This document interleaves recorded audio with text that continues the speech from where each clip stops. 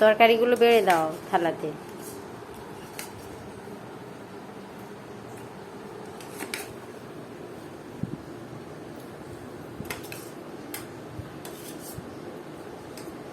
দাদার থালায় একটু পটল বেশি করে দাও।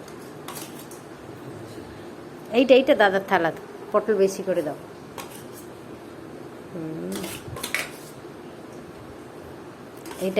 এইটা তোমার থালা, বেড়ে নাও।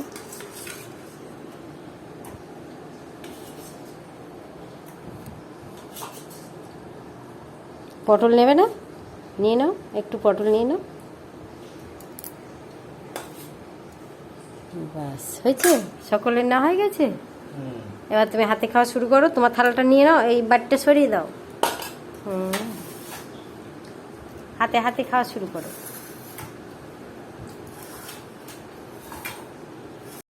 আজ সোহম যে হাতে খাওয়া সাবলীলভাবে যে হাতে খাচ্ছে, তা আমি কিছু বছর আগেও কল্পনা করিনি যে ও পারবে।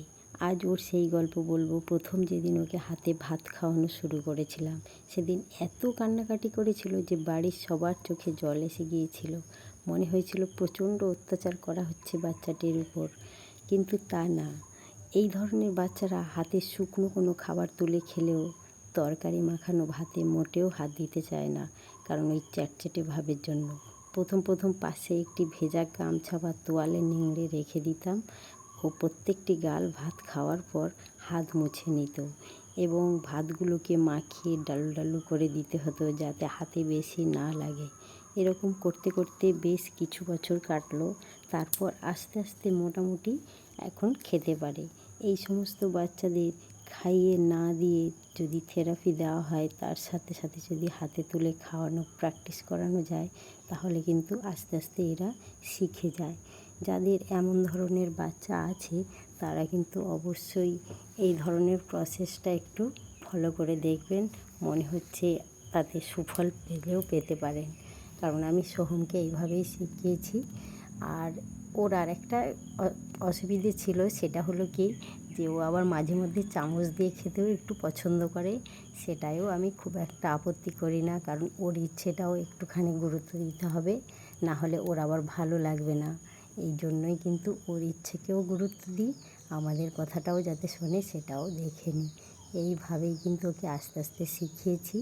আপনারা যাদের বাড়িতে এরকম বাচ্চা থাকবে, তারা অবশ্যই প্র্যাকটিস করাবেন। দেখবেন আস্তে আস্তে বাচ্চাটা কিন্তু হাতে তুলে খাওয়া শিখে যাচ্ছে।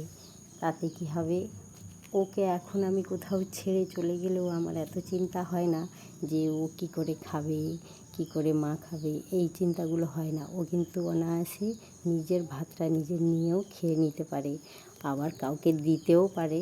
এরকমভাবে ওকে শিখিয়ে দিয়েছি। ও এখন অনেকটাই পেরে গেছে, যাতে আমার কিন্তু অনেকটা চাপ কমে গেছে। সেজন্য আগে আমার খুব চিন্তা হতো যে ওকে কীভাবে এই জায়গা থেকে আমি রিকভার করে বের করব, সেটা আমার খুব চাপ ছিল। তো আপনারা দেখতেই পাচ্ছেন, সোহম কিন্তু নিজেই নিজের ভাতটা নিয়ে খেতে শিখে গেছে। এটা কিন্তু আমার কাছে ভীষণ বড় পাওনা একটা। পড়াশুনো শেখার চাইতে ও যা কাজগুলো শিখছে, এটাই বড় কথা। নমস্কার, পরের কোনো ভিডিওতে দেখা হবে।